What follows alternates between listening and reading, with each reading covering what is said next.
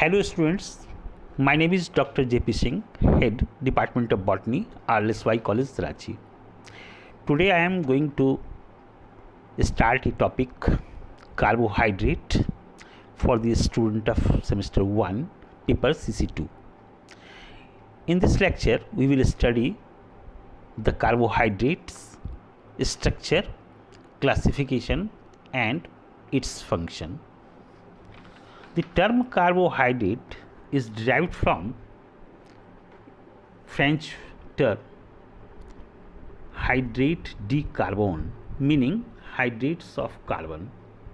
Accordingly, carbohydrates may be defined as organic substances having carbon, hydrogen and oxygen, where hydrogen and oxygen occur in the ratio of 2:1 as found in water. Chemically, the carbohydrates are polyhydroxyaldehydes or ketone, that is, they contain many hydroxyl or alcoholic OH groups besides carbonyl or carbon oxygen ketone group. In an aldehyde, the carbonyl group is present at the end of carbon chain, whereas it is in the middle of carbon chain in the ketone.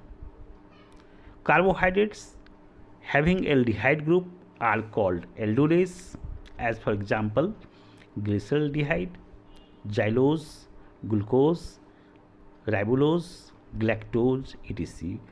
While those with ketone group are known as ketose, as for example dihydroxyacetone, erythrulose, ribulose, xylulose, fructose, pseudo, heptulose, etc. The suffix OSE denotes a carbohydrates. The carbohydrates are produced by green plants during photosynthesis. About 80% of the dry weight of the plant is made up of carbohydrates. Carbohydrates are also called saccharides or compound containing sugar. Sugar are simple carbohydrates and are commonly sweet in taste. The classification of carbohydrates.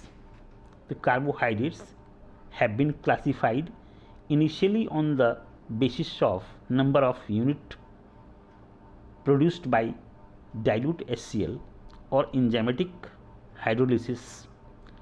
On this basis, 4 groups has been made. These are monosaccharides, disaccharides, oligosaccharides and polysaccharides. Some author included disaccharides into oligosaccharides and made only 3 groups. Now I am going to deal with monosaccharides. They are simple carbohydrates, monomers, which cannot be hydrolyzed further into smaller units. They have general formula CnH2nOn. Monosaccharides usually have 3 to 7 carbon atoms per molecules. They are classified according to their carbon atoms as under. First, triose, C3H6O3. These have 3 carbon atoms per molecules, as for example glyceraldehyde, dihydroxyacetone. Number 2, tetrose, C4H8O4. These have 4 carbon atoms per molecules, as for example erythrose and threose. Third, pentoses, C5H10O5. These have 5 carbon atoms per molecules, as for example ribose, ribulose, xylose, albinose. Deoxyribose is an exception because it has a formula C5H10O4. fourth, hexoses C6H12O6. These have 6 carbon atoms per molecules, as for example glucose, fructose, galactose and mannose. And the fifth one is heptoses. These have 7 carbon atoms per molecules, pseudoheptuloses and glucoheptuloses. Now comes to disaccharides. The disaccharides, when a carbohydrate is hydrolyzed and only 2 units are formed, these are called disaccharides. That is, these are made up of 2 units of monosaccharides. Maltose, lactose, sucrose and tetrulose are such compound. Maltose, that is made up of glucose plus glucose. Lactose, this is made up of galactose and glucose. Sucrose, this is glucose plus fructose. And trehalose, galactose plus galactose. In maltose and lactose, the covalent bonds develop between alpha position of the C1 of the first unit and C4 of second unit. So it is named as alpha 1,4 glycosidic bond. Sugar. All monosaccharides and disaccharides are soluble in water and sweet in taste. These are called sugars. However, sometimes non-carbohydrate compound also are sweet, but these are not called sugar.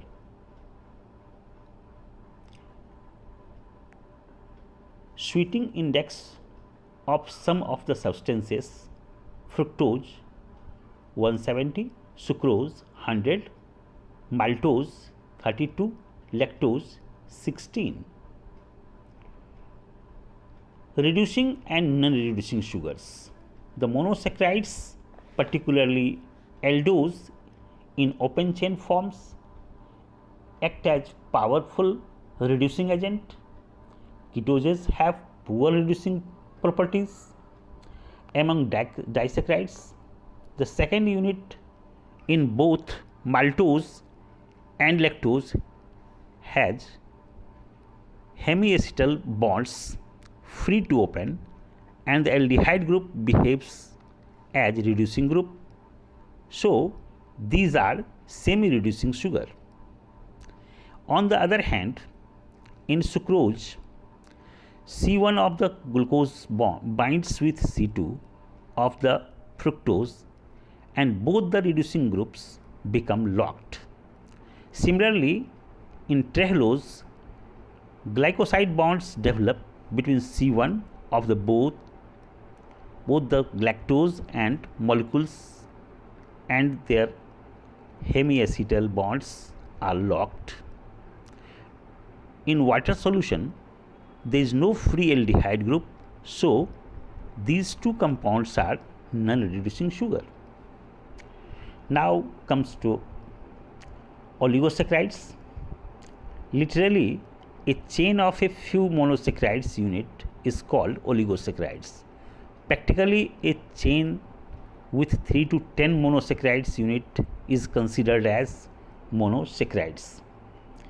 Some author consider disaccharides also a part of oligosaccharides, but oligosaccharides are feebly soluble in cold water, are tasteless and non-reducing.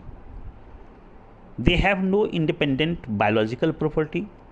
These are formed at the time of hydrolysis of polysaccharides or at the times of their synthesis. However, as part of protein, they help in activities like hormone, enzymes, antibodies and receptors, etc. Now, polysaccharides. The polysaccharides contain literally a very large number of monosaccharides unit, though a chain with more than 10 units can be considered as polysaccharides.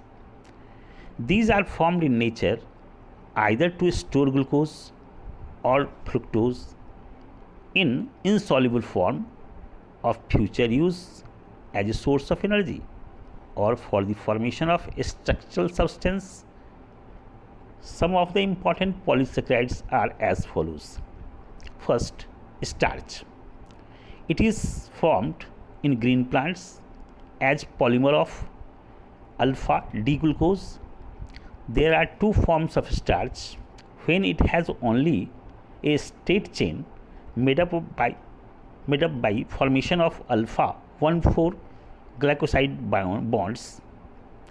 It is known as amylose.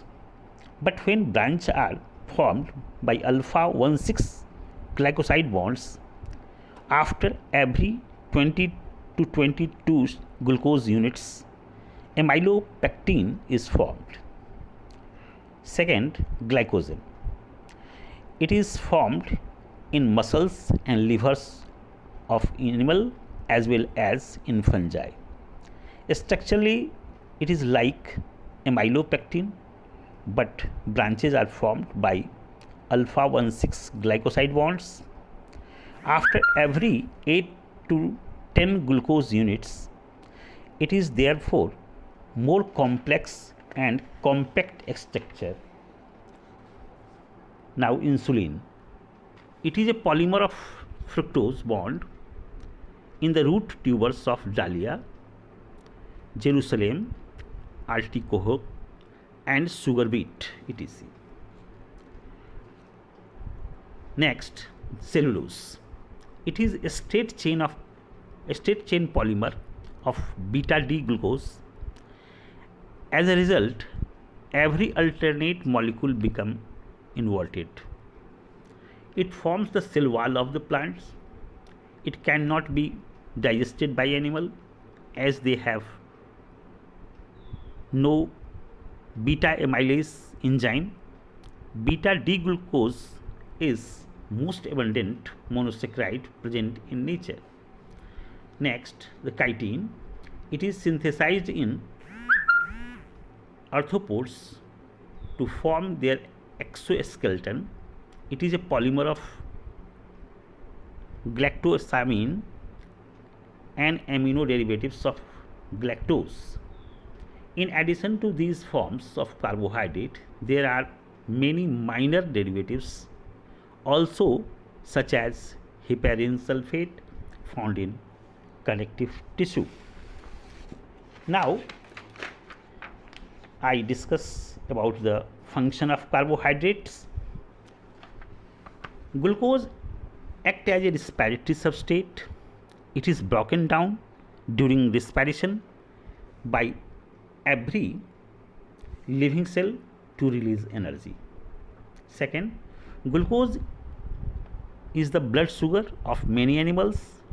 Tissue cells draw glucose from blood and oxidize it for obtaining energy. Mammary glands synthesize lactose of milk from glucose and galactose. Ribose and deoxyribose are components of nucleic acid and nucleotides. Glucose is utilized in synthesizing fats and amino acids.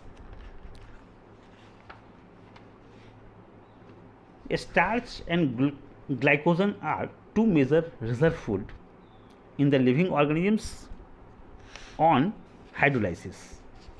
They provide both energy and carbon chain. Cellulose and chitin are the main structural polysaccharides in the organisms. Cellulose is the structural substance of cell wall of plants, certain fungi, and protists. Chitin is the component of the cell wall of the many fungi and exoskeleton of arthropods. In human beings, cellulose has refuges value. In ruminant, snail and termites, it serves as food. Pectin are used commercially as gelling agents. Well, and end of the lecture. Thank you.